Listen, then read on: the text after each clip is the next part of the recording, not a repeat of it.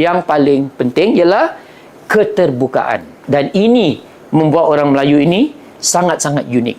Dia boleh menerima mana-mana budaya, bahasa dan juga cara hidup. Dan dia serap dan dia keluarkan satu dinamis yang baru.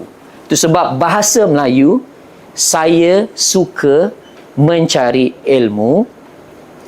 That sentence in itself, saya daripada Sanskrit, suka Melayu lama, mencari mungkin juga daripada Melayu lama, tapi saya rasa pun juga daripada Sanskrit.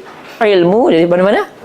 Daripada bahasa Arab. Dalam perkataan-perkataan Melayu, kita akan dapati pelbagaian ketamadunan, menunjukkan keterbukaan orang-orang Melayu. Dan juga di dalam pakaian Melayu, orang selalu cakap baju Melayu, bukan yang baju Teluk Belanga, yang baju Melayu yang selalu orang buat kahwin kan.